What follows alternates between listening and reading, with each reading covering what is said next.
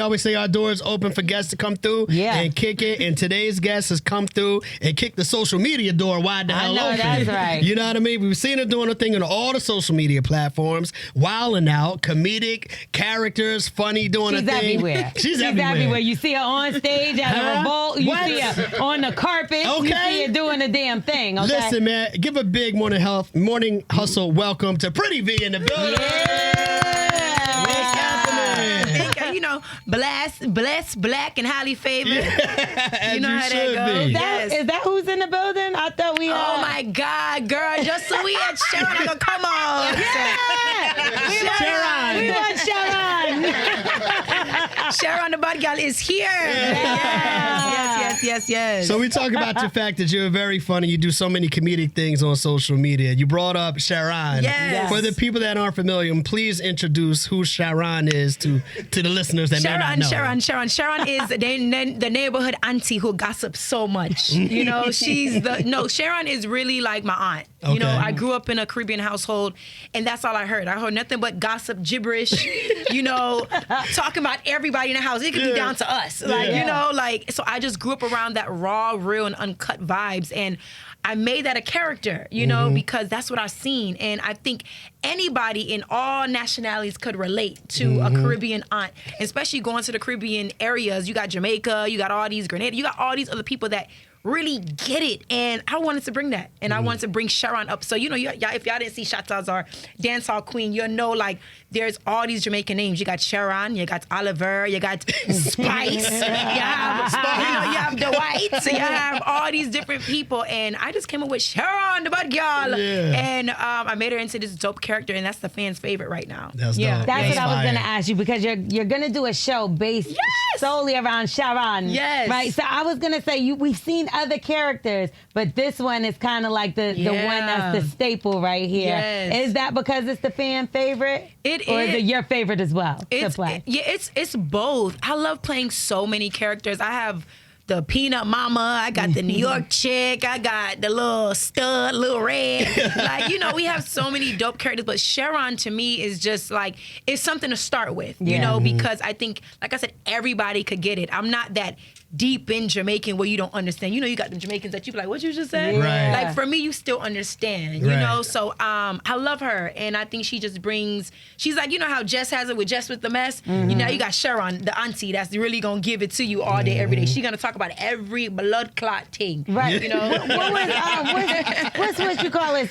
Chet Hanks? That's his name, Chaz? Is that how you say it? Tom Hanks' son. Yes. If you had to judge his Jamaican accent, his patois, what would you judge? It's giving trash. I love you. I love you, Hanks. I don't even know what you talking about. It's giving, boy, you gotta come to Jamaica a little bit more, baby. You gotta soak it in a little bit more. 10, he's 0. He's a 0. Whoa! Man, that's crazy. And he's fine too, but baby, that Jamaican accent is trash for sure. How did you get started even building characters and taking all of this, that whatever, you know, your creations to social media and getting this thing going? I'm being by myself. Okay. You know, being in my room. I remember I used to live in Charlotte, and at the time I was working for South Coast Music Group, and shout out to Arnold. Yeah, shout out to Arnold, Yeah. and I was just doing so many stuff with them, and that's when he had, you know, DaBaby Jesus at the time, but now DaBaby, and I was just living with my sister in Charlotte. I got graduated from my HBCU out in Raleigh, St. Aug, hello, and my sister used to go to John C. Smith, and I was just there in her room, just sitting, and I was just like in my mind just creating moments, and that was my outlet, you know, from knowing that I had bills to pay, knowing that I wasn't, because my first passion was radio. I wanted to be a radio personality for the longest, looking up to Angie, looking up to when so many people in the industry, and I was like, I want to be on the mic, and God had different plans. You know, it's still a passion of mine, but I just know, like, what am I going to do after school? I had my own radio show at my campus, and I was like, this is what I want to be, but there's no job. There's no outlet for me in that space. So let me just create what I know how to do, and that's just to make people laugh. And I created all these characters by listening to what my mom was telling me and listening to what my aunt was telling me, listening to what I seen growing up in Miami. So I just started making those characters on my sister's bed. And I'm glad you brought up your mom, because this is something that I didn't know. You're a preacher kid. Oh, Lord, I'm PK. That means you was bad. But your mother started out, she had a rough life in the beginning. Was she selling drugs? Oh, Lord, y'all digged in it. Let me see. Let me dig in there. Was she the original dada? The original shot toss. The original shot toss. Put it. My mom. Yeah, oh, Lord. My mom was one of them ones, honey. My mom was one of them ones. And at that time, I don't think I was born, but she was doing her thing, you know, and she has a story. And I let her tell her story, but I know my mom done seen it all. I'm going to just say that. She done seen it all. She done been through it all. But one thing about it, I could say growing up, I did not have to ask for anything. You know, really, it was there. You know, my mom made sure we were taking care of it. My father, he's a beast, you know, at what he does. And he took care of his family. And yeah, my mom was one of those ones, you know. So did that give you like a more sheltered life, because she did have to go through certain things to make sure she changed things around for you and your sister, correct? So was it more like a you can't really go out all the time situation? It was one of those ones. And like I said, growing up in a Caribbean household, it's like, where you going? And who house you sleeping over? You know, and what you talking about? Who's his friend? It was one of those ones, but it was also too, my mom have always been in the church. That's the gag, you know? So it's like she's been ordained now for 10 years, but she's always been in the church. And at the time, that wasn't when she was a teenager doing that. Right. But when I got older and when I was in high school and college and even part of middle school, all I seen her, and before then, praying down in her closet, like really crying out to God. And that's what I've noticed. But it was always a covering with me, my sister, and my brother growing up. Yes, so you're right. It was always like, you can't do certain things, and you know, and you can't be a part of these certain crowds. And I think that's what allowed me to create even more. Yeah, be very creative. Yeah, because it's like I that's why I attached myself to Tyler Perry in his story. If you guys seen the documentary, I think it was Maxine or something like that on Hulu now, but it was on Lifetime, whichever station it's on. But it was like, wow, he created these characters from getting away from abuse, you know. And for me, it was more of like my mom. What are y'all doing with y'all's life? What do you need to do? How can we get there? Definitely pressing the issue of education is key. Right. And all of that, we wanted to tune out. And I was like, I'm about to just create something. And that's what I did. Caribbean parents do not be playing around. You Not know playing what I'm around. Yeah, it be serious. You cannot linger on that couch for too long. It's She like- did something right, because you've been able to come from that environment and be successful. Yes, you for recently sure. got honored at the I Love Myself Festival. Oh, yes, I did. Yeah, talk about what that honor was and what it meant to you. I was so shocked when Project Pitt reached out, and I was like, "What you want to honor me in LA? I'm not even from there." Yeah. But it just shows me that I'm doing something good. I'm doing something right in the community, and that's what I stand for. I'm a big mental health advocate, and I really love people. So for them to recognize my artistry, Recognize, you heard it? Recognize. For them to recognize. It's the red stripe on the table for me.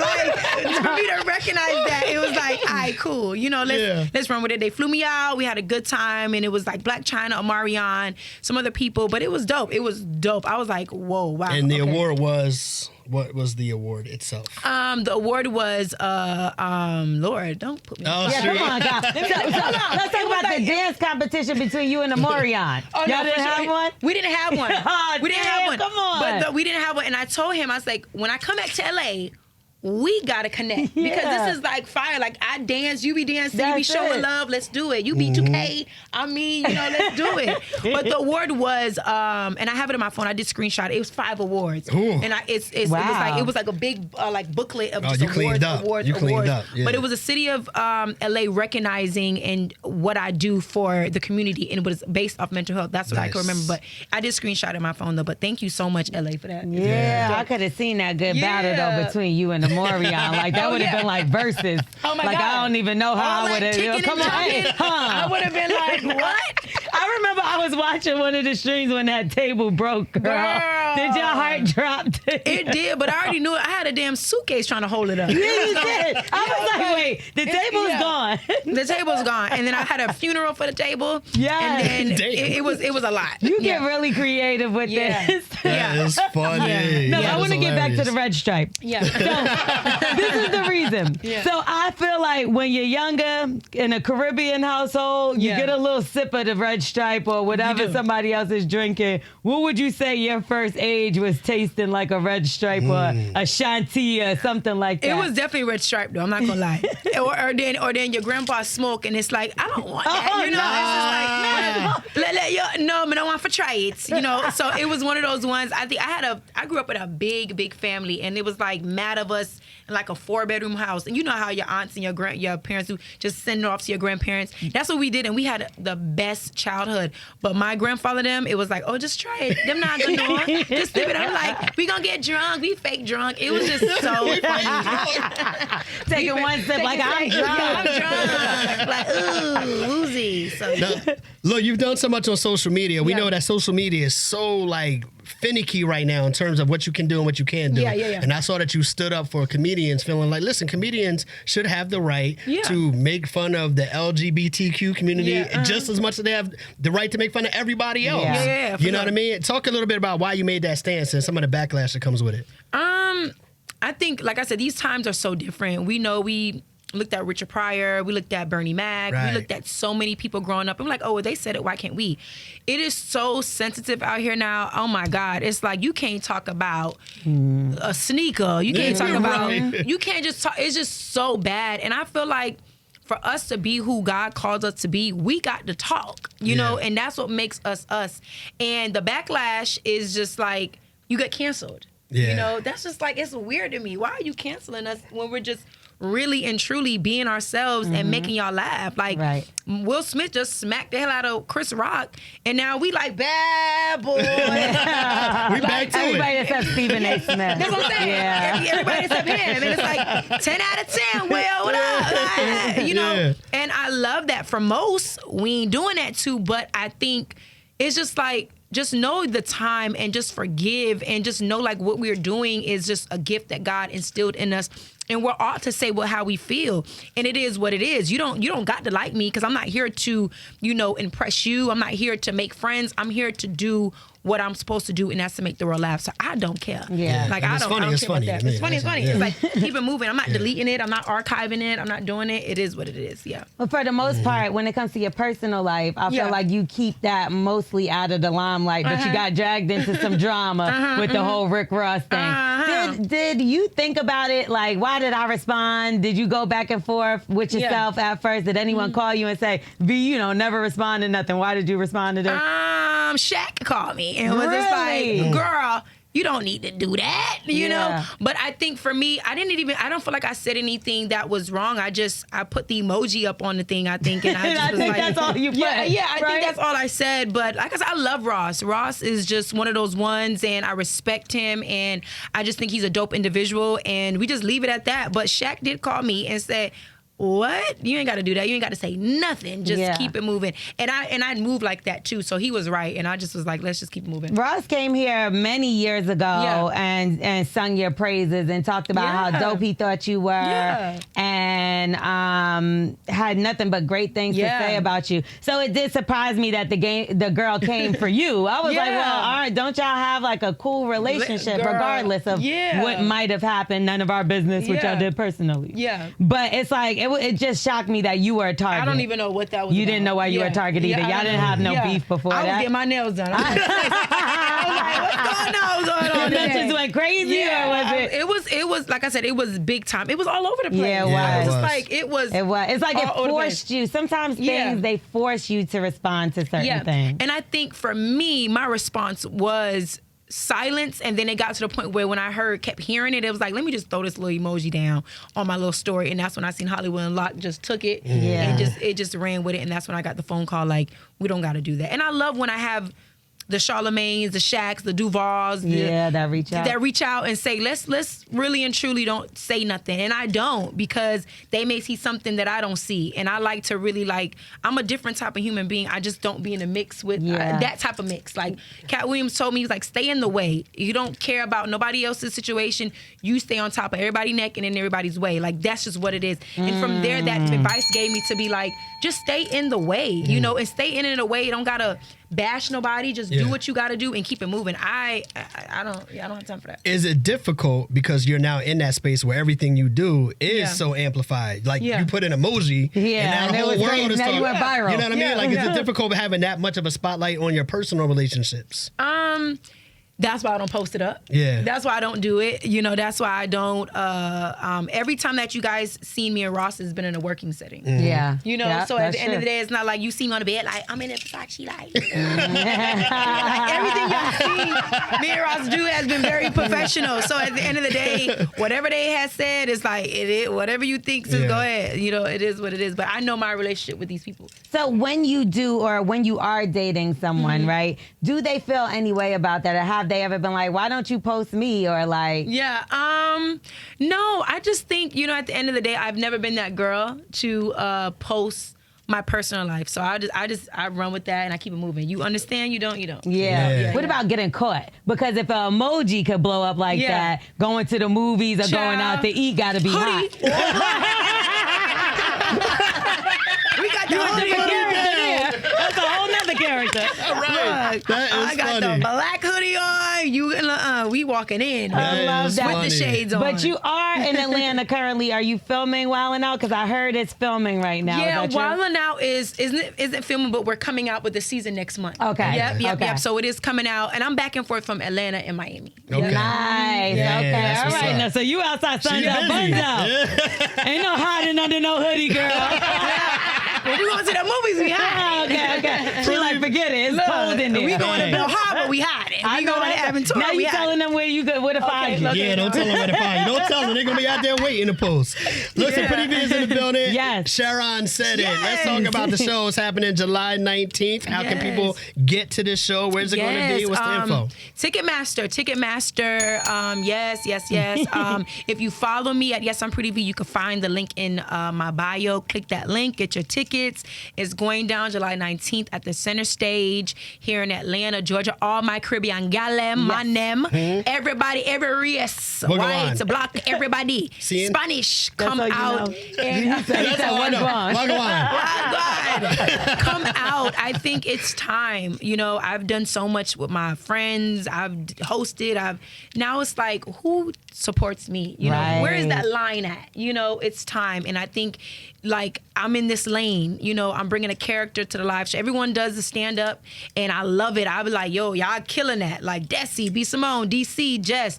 That is awesome. But for me, I got a different type of lane, and I want people to see it. I want people to just see those ranges and just respect what I do in my comedy. So, and what can they expect? Is this going to be like a different kind of comedy show? Are you going to have people opening up for you? Is it going to be like a live podcast kind of situation set up? It's going to be an experience, and it's also going to be the one night only, and Sheron is going to talk it. Really? It's going to be a night of comedy. Just think of it as whatever the hell Diddy done did, I'm going to talk about it. You know? I'm going to give you that little teaser. Okay. You know? Yeah. But it's going to be in the Caribbean sense. It's going to just be with me, and it's going to be in a space of aunt correcting someone, you know, but in a comedic space. Yeah. And we ain't gonna tap into too much of that, but we're gonna say some things where people will understand, like, look, this is what it is with Sheron, and this is how she looks at it, and this is what we gonna do. We gonna joke on some gay people. Oh, Lord. No? I thought you said it's okay. No. No. What I'm saying is, I'm like, how do you know my writing? Because that's what's in it. That's funny. She's psychic. They say I'm gifted. Yeah, they call me gifted. in my thing? That is funny. We're gonna tap into all of that. Sheron gotta say, "I would dodge." She said, "What the hell?" No, we're gonna gonna talk about a lot of things, and it's gonna be dope. That's what's up. All right, we want everybody to support. Sharon said it. Sharon. Brought to you by Pretty Vee. How can people just follow you and just stay in tune with everything you got going on? All my socials: TikTok, yes, I'm Pretty Vee; Facebook, yes, I'm Pretty Vee; and Instagram, yes, I'm Pretty Vee. What account am I there? Right? That's all. Yes, I wasn't even looking at it at first. Yes, you guys, Ticketmaster right now. If you see me and if I got some of these on hand, I'm going to get to you. But pull up. Pretty Vee presents. Sheron said it's my first show live in Atlanta. I wanted to bring it home to ATL, so it's going down, y'all. Sheron said it. Let's go. Pretty Vee in the building, baby. Yes. We appreciate you so much for coming by today. Thank you so much. Y'all know what time it is, baby. It's the Morning Hustle. We are the Morning Hustle.